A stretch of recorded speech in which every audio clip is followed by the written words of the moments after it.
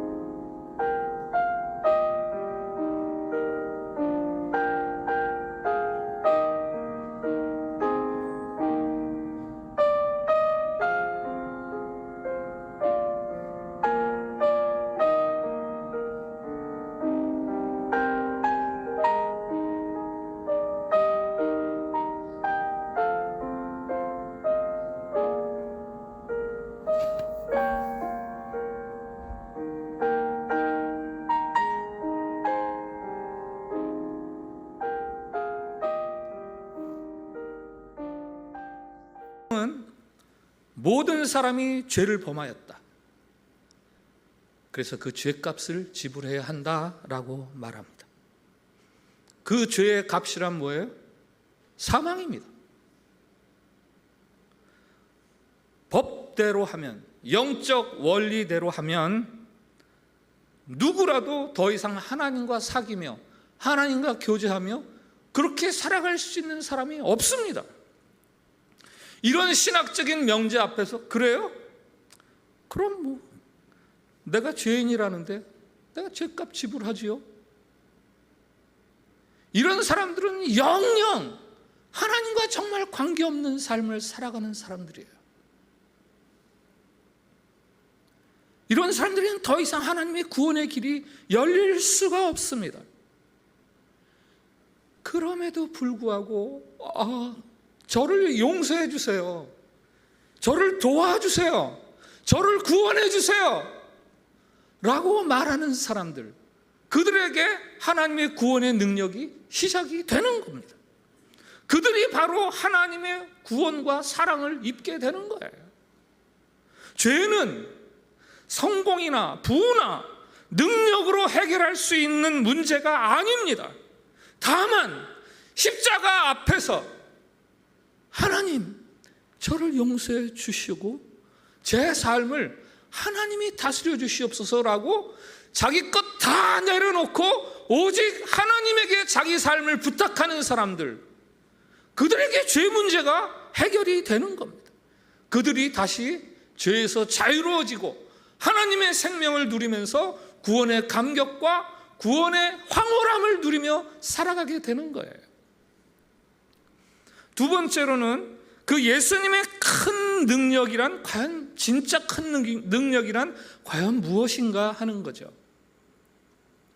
죽은 사람을 살려내는 능력, 그래서 사람들이 크게 놀라고 놀랄만한 매우 큰 능력이지요.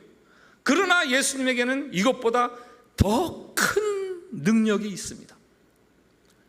그게 무엇일까요? 오늘 복음은 예수님이 행하신 기적에 초점을 맞춘 복음서입니다. 마치 TV 리포터가 카메라를 들고 이쪽 기적 현장에 찾아가서 보도를 하고, 저쪽 가서 보도를 하고, 저쪽 가서 보도를 하고, 무슨 설명이나 해설이 필요 없어요. 그냥 단순히 보여주는 거예요. 이런 일이 이렇게 일어났다, 이런 일이 이렇게 일어났다. 간간히 몇몇 예수님의 짤막한 설교가 들어있기는 하지만 다른 복음서들에 비하면 마가복음은 예수님의 설교, 예수님의 말씀 이런 거 관심 없어요. 그냥 예수님이 행하신 기적, 그것에 초점을 맞춰서 예수님을 증언합니다. 그런데 마가는 이렇게 예수님이 행하신 기적을 보도하면서 간간히 예수님이 하신 말씀을 소개하는데 이것을 아무에게도 알리지 말아라 라는 침묵 명령, 이것을 자주 반복해요. 1장 34절, 각종 병든 사람을 고치시면서 예수님이 아무에게도 말하지 말아라 말씀하셨고, 1장 44절, 나병 환자를 고치시면서 아무에게도 알리지 말아라 라고 말씀하셨고, 3장 12절, 귀신을 내쫓으시면서 아무에게도 알게 하지 말아라 말씀하셨고, 오늘 5장, 야이로의 딸을 살리시면서 이 일을 아무에게 알리지 말아라. 벌써 네 번째예요, 네 번째. 이 침묵 명령은 마가가 예수님을 증언하는 그의 증언에 아주 중요한 메시지 중에 하나예요.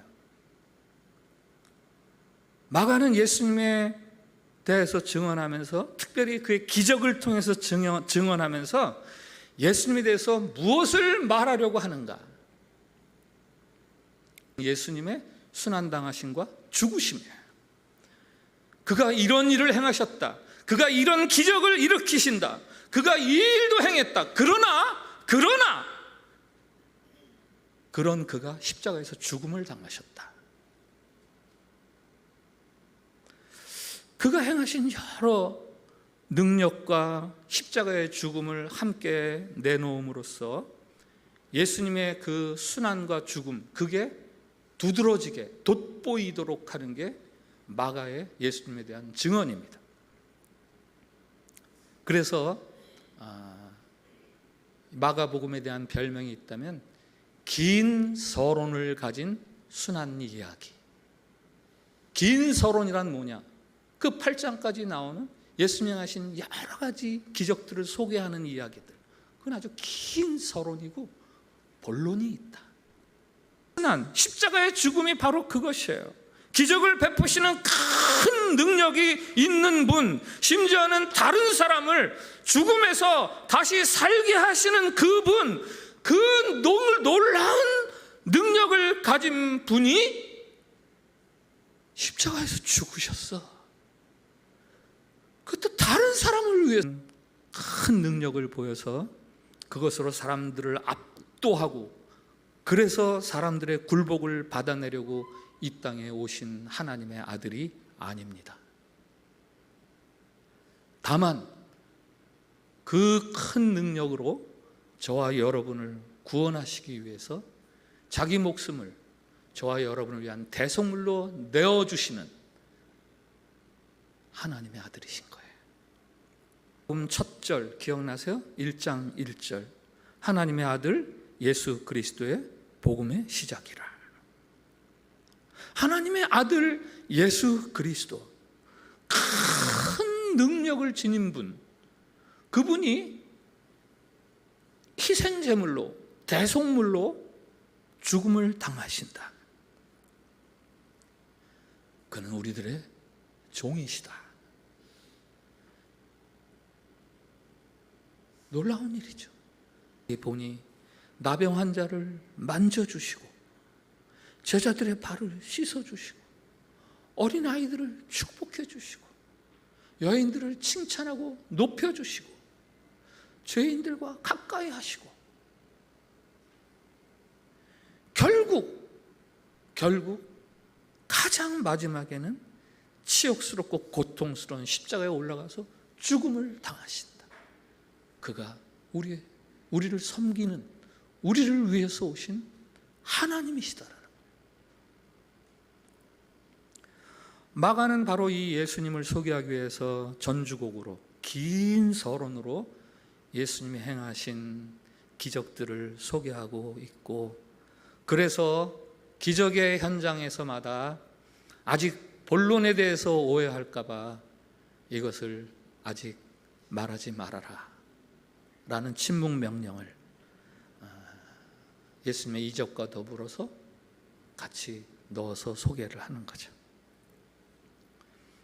마가복음에서 예수님의 주되심에 대해서 고백하는 아주 대조적인 두 사람이 있어요. 하나는 가이사랴 빌립보에서 너희는 나를 누구라고 하느냐 라고 물으신 예수님에게 주는 그리스도십니다 라고 대답하는 베드로, 마가복음 8장이죠. 그리고 또 하나는 예수님이 십자가에 달려서 맥없이 죽으시는 것을 지켜보던 로마의 백부장. 로마의 백부장은 유대인도 아니에요. 유대 사람들이 말하는 이방인입니다. 근데 그가 말합니다. 이 사람은 진실로 하나님의 아들이로다. 베드로의 고백은 앞서 말씀드린 1장부터 8장까지의 긴 서론, 이적, 많은 이적들, 그것을 보고 주는 그리스도십니다 라고 고백하는 거고, 백부장, 로마 백부장의 고백은 다른 사람을 위해 자기 목숨을 내어놓는 대속자의 죽음, 그것을 보고 이가 참으로 하나님의 아들이로구나 라고 고백하는 거예요.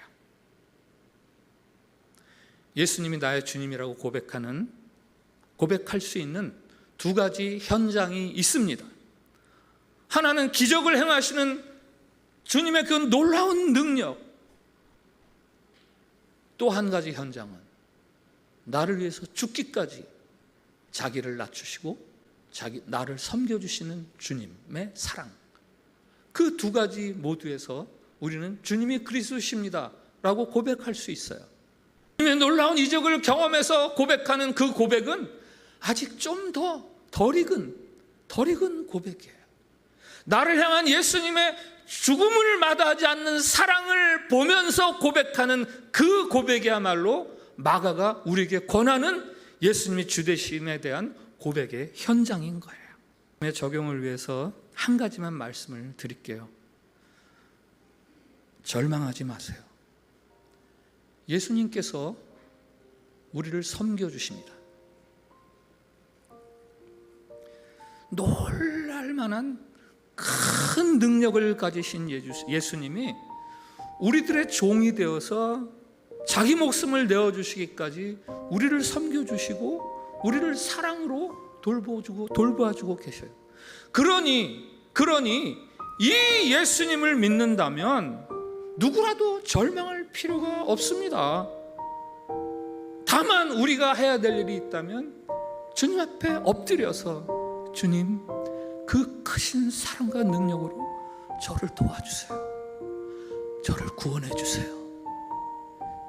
이것만이 우리가 해야 할 수 있는 일이죠. 혹시 여러분 중에 오랜 혹은 깊은 어려움 때문에 한숨을 길게 쉬는 분이 계십니까? 삶이라는 아주 그 난해한 과제 앞에서 포기하거나 좌절하고 싶은 그런 생각이 드는 분은 안 계십니까? 여러분을 향해서 예수님이 확 돌아서시면서 화를 내세요. 누구야 한숨 쉬는 게? 내가 그토록 사랑하고 내가 그토록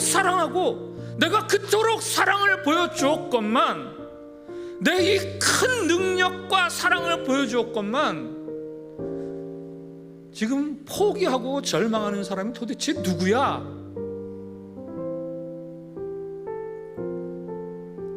베드로의 딸을 살리시는 그 큰 능력의 예수님이 나 대신, 우리 대신 순환을 당하시고 죽음을 당하시는 그 섬김의 종이 지금 저와 여러분에게 말씀하세요. 두려워하지 말고 믿기만 해라. 다른 말로 하면 두려워하지 말고 네 삶을 전적으로 나에게 맡겨라. 너희가 어찌 떠들며 우느냐? 뭐 그렇게 동요하고 슬퍼하고 혼란스러워 하느냐? 달리다굼, 소녀야 일어나라. 아무개야 일어나, 힘을 내. 이 소녀에게 먹을 것을 주어라. 내가 너에게 생명력을 더해 주리라. 기쁨과 구원의 감격을 더해 주리라.